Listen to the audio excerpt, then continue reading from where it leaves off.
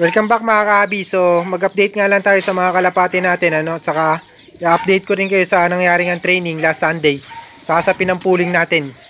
So hindi nga natin na-update yun at hindi natin nagawa ng video yung pagdating ng kalapati natin last Sunday dahil super smash nga yung nangyari nun. Malakas yung ulan, hindi natin na-videoan dahil cellphone lang yung gamit natin pinang-video. So tinry naman natin na videohan, kaso hindi nga mapindot yung screen dahil nababasa ng ulan yung screen ng cellphone natin, touch screen yung gamit kasi natin eh. So i-update ko lang kayo kung ano yung nangyari dun sa mga kalapati natin at kung may nawala ba, dahil kung kasama kayo sa mga ibang group nga sa Facebook group nga about sa kalapati, makikita nyo na napakarami talagang nawalang kalapati dun. Tapos hindi rin tuloy yung training bukas ng kalapati dahil sabi nga ng club namin, yung ibang nagkakalapati o kasama na member sa club, nag-aabang pa rin ang kalapati nila na makauwi hanggang ngayon. So ilang araw na 3 days na nag-aabang yung mga kasama natin sa club. Di pa rin nakakauwi yung ibang kalapati nila o yung karamihan dahil super smash nga talaga yung nangyari ron. So update ko kayo dun sa mga kalapati natin na pinang-training, saka magbibigay rin ako ng tips sa inyo kung paano nga mapapanatili yung kalusugan ng kalapati dahil nagtanong nga sa atin yung isa nating viewer. Tinanong tayo kung paano nga raw ba napapanatili yung kalusugan ng kalapati natin. Dahil kung napapanood nyo yung mga video natin, ilang araw na tayo nagtre-training, nakakauwi yung kalapati natin. Tapos, kung magkasakit man yung kalapati natin, katulad nga ng one eye cold, nare-recover din natin agad. So, ipapakita ko nga lang sa inyo, at magbibigay tayo ng tips kung ano yung ginagawa ko, para mapanatili nga yung kondisyon ng kalapati natin. A few moments later. So, kung nanonood nga kayo ng mga video natin, saka sa mga previous video natin, makikita nyo nga na 5 yung sinasama natin sa training. Tapos 3 araw nandito sa loob natin, yung 2 naman naka-widowhood system.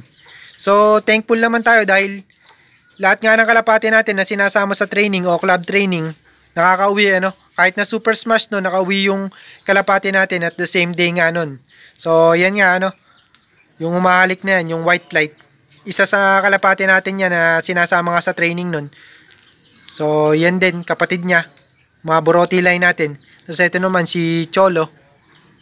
Tapos si Falcon, saka si Balaling naman, nandun sa widowhood system nga natin. So thankful tayo dahil nakauwi sila, So medyo disappointed lang tayo dahil nahuli nga sa mga kalapati natin itong si 1-5, saka si yung kapatid niya, yan, yung Boroti line natin nahuli. So kumakasta pa yung kalapati natin, kung napansin nyo. Ganda ng condition yan. So parang ayan, ganda ng forma, So yun nga, balik na tayo sa topic natin, Bali ang kauna-unahan nga sa video natin ay sa pala natin sa training ng kalapati, ito nga si Choco, sumunod si Falcon, sumunod si Balaling, tapos sumunod tong magkapatid. So bali ang kauli-hulihan natin na kalapati nun, ito 2 hours mahigit kinuha yung training natin nun. So super smash nga, maganda sana i-videohan natin nun. Di lang talaga natin na-capture kasi malakas-lakas nga yung ulan dito nun dahil super smash nga talaga yung race nun. Kung mapapansin nyo naman, talagang maraming di nakapagpauwi. So thankful tayo dahil yung kalapati natin nakauwi naman. Tapos sa 5 na yan kasi may nakapuling tayong isa, si Falcon nga. Bali, eto yung kapatid ni Falcon, si Kambal. So papakita ko rin sa inyo yun mamaya, Saka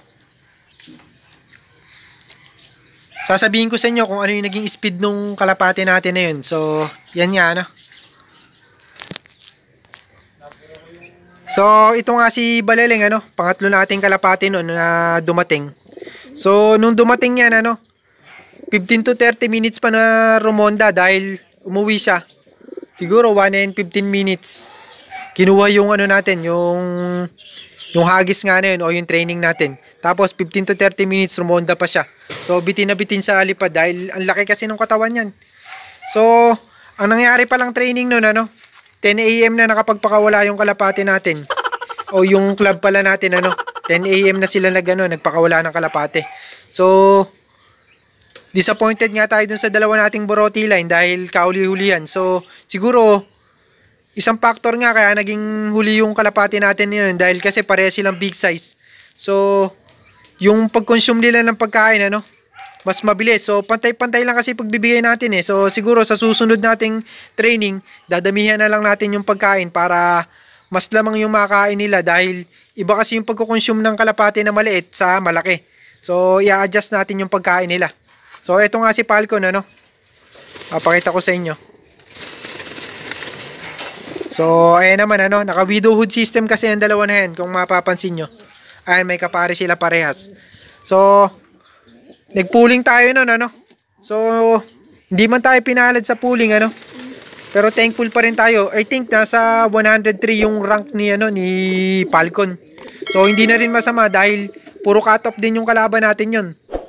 So, kung sinama nga natin si Choco, malamang top 30 o top 20 yung, ano natin, yung rank natin, nanalo tayo sa pooling. Kasi dito sa amin, marami kasi nagkakalapati rito sa amin, kaya top 50 yung kinukuha at nananalo nga sa pooling.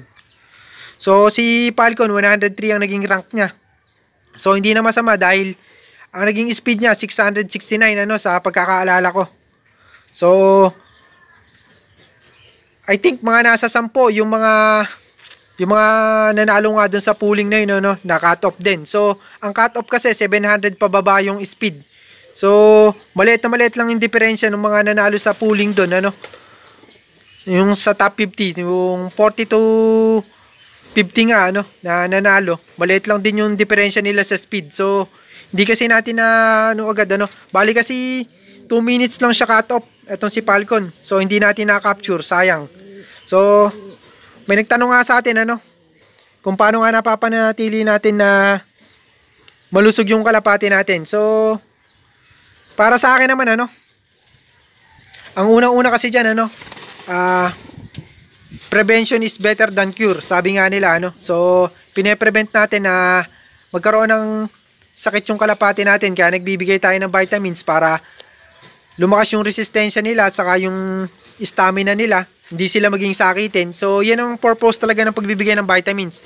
So, sa pagbibigay naman ng vitamins, ano, consistent din dapat tayo. So, pangalawang tips ko yun, ano, dapat consistent kayo. Hindi lang sa pagkain, sa pagpapahinga, sa pagpaparonda, dapat consistent kayo sa lahat ng bagay. So, sa pagbibigay ng, ano, ng vitamins, sakto lang dapat yung binibigay natin, hindi kulang, hindi sobra. So, para nga mapanatili natin yung kalusugan ng kalapati natin. Tapos, pangatlo naman dyan sa tips ko, no, dapat alam nyo kasi kung ano ba yung kalapate na nasa magandang kondisyon. Dapat inaalam nyo kung maganda ba yung kondisyon ng kalapate nyo, paano nyo malalaman yan. So, may video rin tayo dyan na kung paano nga malaman kung nasa kondisyon yung kalapate nyo. Pwede nyo rin i-check dyan, ano. So, araw-araw, chinecheck natin yan kung nasa kondisyon sila. So, kung saan sila kulang, kung kulang sila sa pahinga.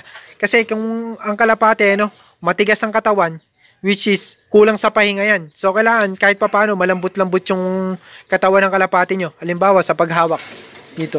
So, dito sa part ng breast nila, ano, dapat yung laman dyan, which is dapat medyo malambot yan, ano, para masabi mong sakto sa pahinga, sakto sa, ano.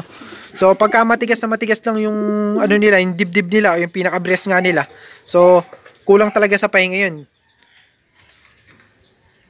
Stress yung kalapate pagka ganun. So, dapat ay naalam nyo rin yan para nga mapanatili nyo yung, ano, yung kalusugan ng kalapate nyo. So, nakakatatlong tips na ako sa inyo, no? Sana may natutunan nga kayo sa mga tips ko na yan. So, magsha-shoutout lang tayo, no?